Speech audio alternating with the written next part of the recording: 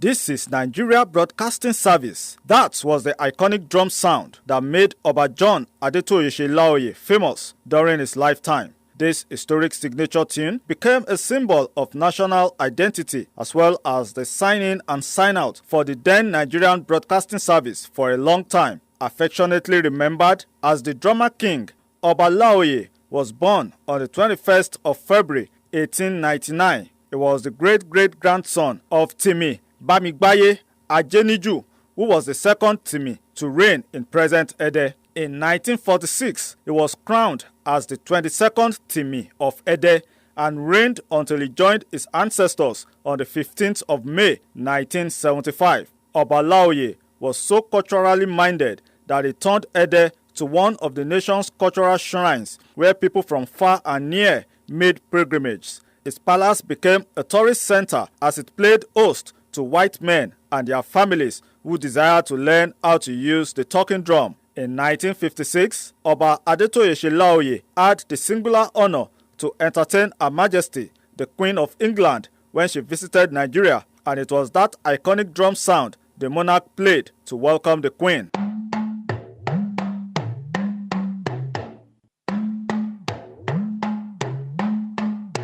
Though the real interpretation of the sound was "This is Nigeria Broadcasting Service," other interpretations were later ascribed to the sound, such as "Bólúbàdàn bá kú, ta ni ó joyè, Ọ̀jọ̀gẹ̀dẹ̀ dúdú, inú takùn, kò sónígbèsè níbí, lọ sílé kejì," and "Èkó jẹ̀bàdàn lówó £130. Speaking on behalf of the family, one of the children of the late monarch, Prince Olusegun Laoye, stressed the importance for Nigerians, especially the present generation, to be enlightened on the original interpretation of the iconic drum sound. Prince Laoye called on the Federal Radio Corporation of Nigeria, FRCN, to readopt the sound as one of the signature tunes of the station. I think the enlightenment falls within the jurisdiction of Radio Nigeria because it has been a very long time that signature tune has gone into extinction, even from the station. If Radio Nigeria continues to use the signature tune,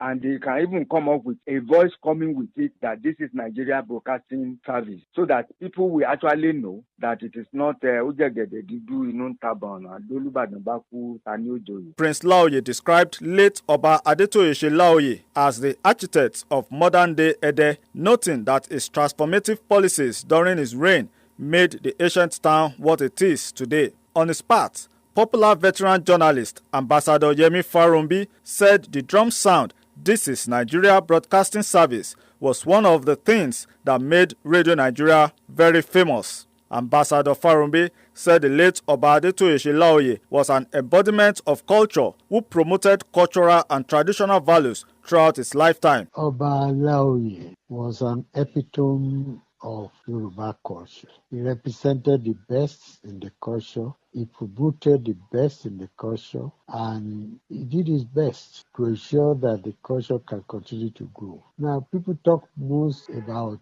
his drumming ability, but that was a product of his deep philosophical understanding of the Yoruba culture.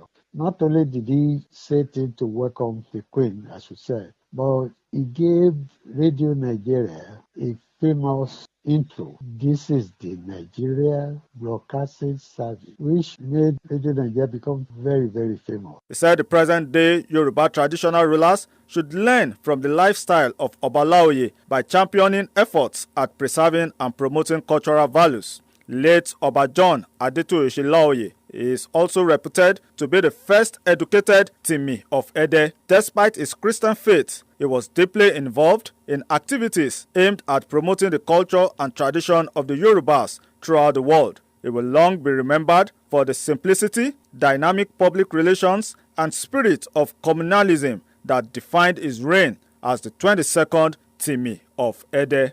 In Ibadan, Oluwakayode Banjo, Radio Nigeria.